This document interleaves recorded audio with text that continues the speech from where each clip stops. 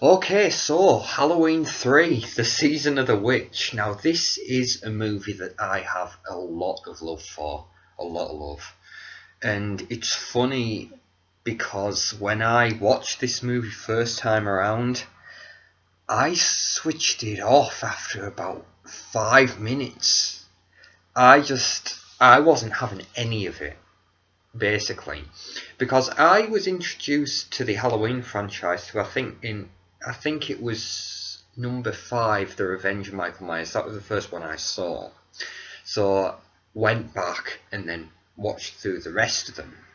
So I watched Halloween and Halloween 2. And then when it got to number 3, The Season of the Witch, obviously no Michael Myers. And I was very much, when I went and watched this film for the first time, I was very much where audiences were back in 1982, We wanted more Michael Myers. Didn't get that with this movie. Because, of course, this movie, The Season of the Witch, was intended as a first step in John Carpenter's plan to turn the Halloween series into an anthology series, with each subsequent film telling its own story set around the time of Halloween. Of course, 1 and 2 happened to tell the Michael Myers story with Laurie Strode and Dr. Loomis, and Halloween 3 was telling the story of Dr. Charles, Tom Atkins' character, and the whole Silver Shamrock Company. And of course, it would carry on like that, 4 would be its own story, presumably 5 would be then 6, and so on. Obviously, didn't pan out the way that John Carpenter wanted it to. Audiences weren't happy with it. And so, of course, when this was really a one-off, and because when we got to Halloween 4, we returned to the Michael Myers formula. And what it was for me, like I say, it's first time I watched it, didn't go over well at all.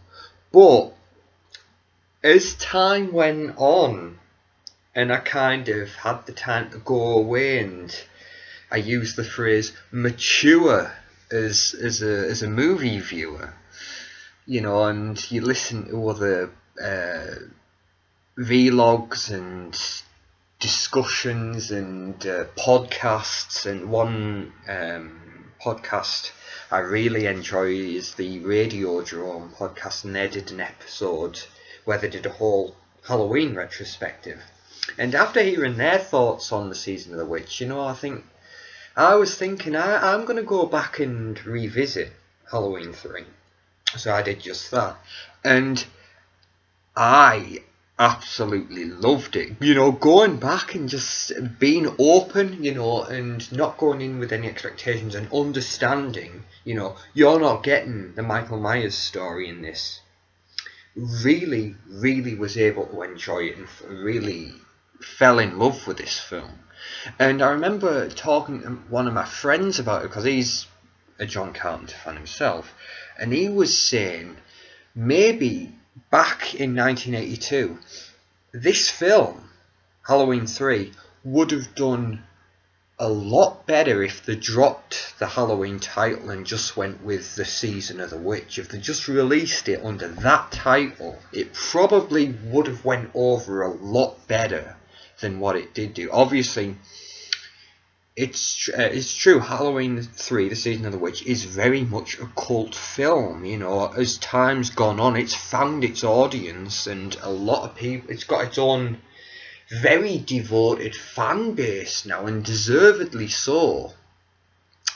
So it's finally getting the treatment it deserves after all this time, and the recognition and the appreciation it deserves, because it is a fantastic film. So if anyone's thinking about seeing it, or if anyone comes across it, or if anyone's seen some of the Halloween movies and they see this one, that's something you need to know. This is completely separate, so forget the Halloween part of the title and just look at it as The Season of the Witch. Watch it as its own film, and you will enjoy it all the more.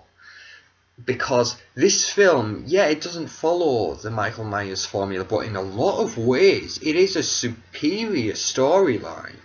Because I remember Brad Jones, who, this is his jam. He's a big fan of Halloween 3 himself.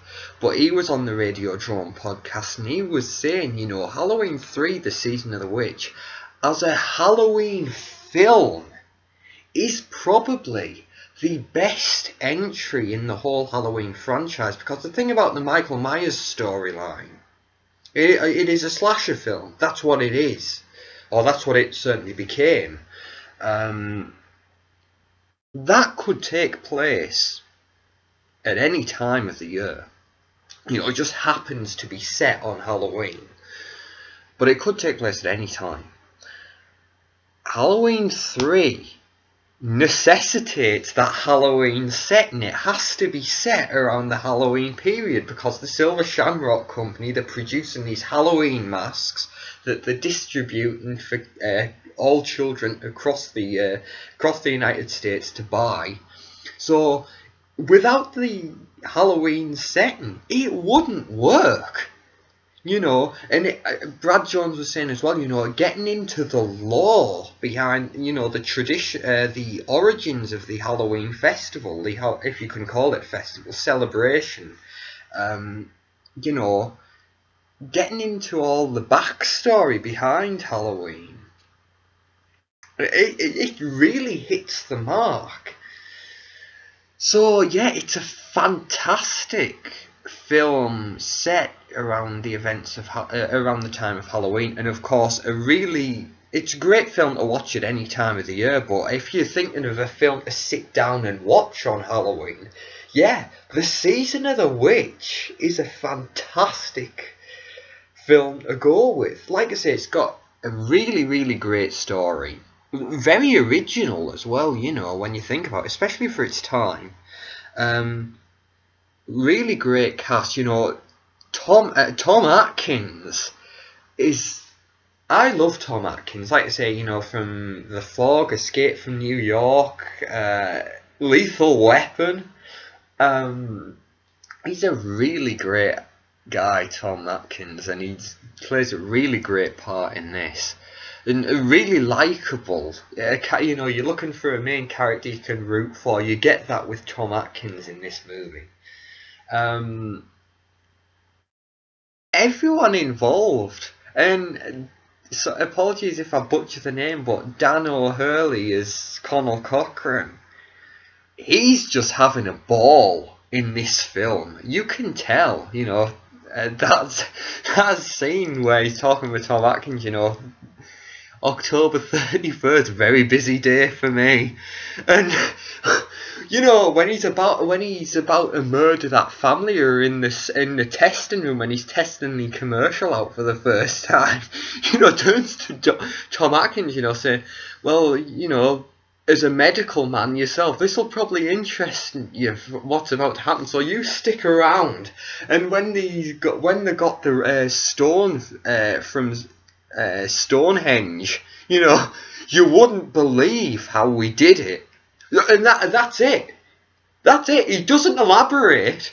Just, yeah, that's from Stonehenge. Wouldn't believe how we got it here, and we're not even going to go into it. It's fantastic, and some really great writing as well on there, because they don't explain how they got that. Is that from stone from Stonehenge? But they don't have to. Just leave it to the imagination. Oh, I love this movie. I currently got it on DVD, as part of like the Halloween box set. I want to get it on Blu-ray, man. I think it's something that, maybe get like a sweet German import. Because I found out as well recently that the version I have on DVD, it's actually the cut version. So I'll have to see if I can get it uncut. That'd be good. Like I say, great storyline, some really memorable characters. Gets really dark as well, really dark, even disturbing at times. And one of the great things about this is it has that classic, you go into the old town where everything's not right. Like I say, everyone living in the town is suspicious, and it's got that classic like horror movie feel to it. And obviously it's set in 1982, so it has the look and the style. Um, it really is. It's one of those. It's got a hell of it's got a hell of a lot of charm to it as well. This movie, absolutely, it's charming. This movie, and you can't help but love it. If you like I say, if you go back and understand you're not watching a Michael Myers movie, it's not. Yes, it's a Halloween. It's part of the Halloween franchise in name only. But you just sit down and you think, you know what? Let's watch an entertaining horror film. Let's watch.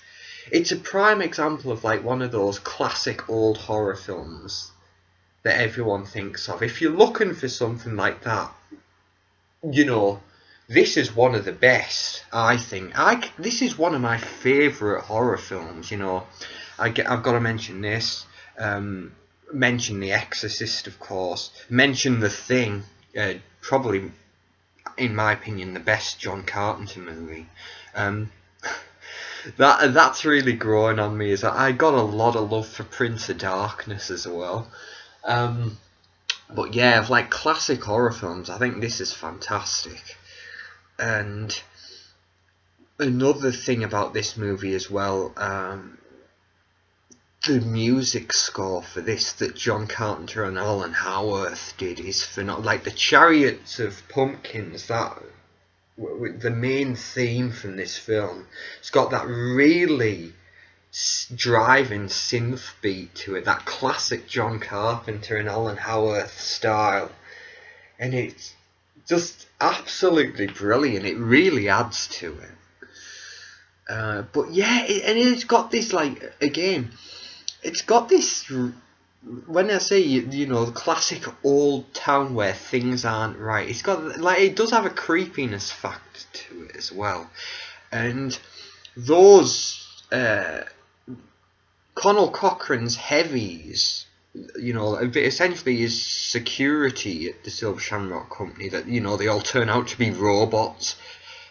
Really intimidating guys. You feel the threat. Like when you got Tom Atkins walking around, when they make a visit to the Silver Shamrock factory, you do feel the threat. You think things could go south at any time, and if they do, yeah, Dr. Chalice could get himself killed. And a fantastic ending as well. What a way to end it. When Tom Atkins is on the phone to the television company trying to get the advert off the air. The way they cut it, what a way to end it. And the tension, they do a great job of building the tension in this movie, and really brave. I always think films that end on a dark note, really brave, because so many times you get horror films that feel as though they need to have a happy ending, they finally defeat the evil force, or they finally manage to kill the slasher that's after them. They feel as though they need to give a resolution. Halloween 3 Season of the Witch doesn't do that, and it's a really brave move on their part, and I think, gotta admire them for going that way. And yeah, I can't say enough good things about this movie. And like I say, it's charming as all hell. I mean, I know John Carpenter didn't direct this. Obviously, scored it with Alan Howarth. I think he worked on it as a producer, and I think he was involved with the writing on it. But it does have that John Carpenter feel to it, very much so, I think. Obviously, Tommy Lee Wallace stepped in and directed this one. Did a really fine job. But yeah, my God. I just love Halloween 3. It's one of those as well, that benefits from repeat viewings. You go back and watch it again and again. I think it's one of those where your love for it increases the more times you watch it. But yeah, oh man, it's a film that, yeah, it's getting more and more recognition and more love, but it's still, you know, it still needs more. Like I say, more and more people need to be introduced to this film because it's just a really great classic old horror movie. If you want that, this movie will do it for you. But yeah, like I say, I'm repeating myself. I apologise, but I just wanted to get my, talk about this movie for a bit because it's just a film that I love a lot. I'm glad, if any of you, I'll say that if you guys tried watching it in the past and shut it off because you couldn't get away with it, I'd say give it another shot because I did, and like I say, second time round, loved it. Yeah, it's one of those though, it's one of those, it's as long as it needs to be in terms of the length of the movie, and they do a good job of keeping the pace going. Yeah, there are parts where it dips, maybe, but for the most part, it has a really good pace to it as well. But yeah, it's such a charming movie, and it's got the really great feel to it, and it's a lot of fun. It really is. So that brings this to a close. It's a film I have a lot of love for. One of my favourite horror films. And it's got that classic early 80s feel to it as well. So yeah, and of course, if you're thinking of watching it, I'd say save it until Halloween and sit down and watch it. You'll have a blast on Halloween night. So yeah, that brings us to a close. Thanks for sticking with me, guys. I hope you've enjoyed this. And of course, there are a lot of lovers of the film out there, and if you have watched this, I hope you agree with some of the points I've made. And if you're someone who's heard of this film but have never sat down and watched it, I hope you found this helpful, because I think you are missing out. I really do. So hey, give it a shot, and you'll have a blast. So that brings us to a close, guys. Thanks for sticking with me, and I shall see you all next time. Thank you, everyone.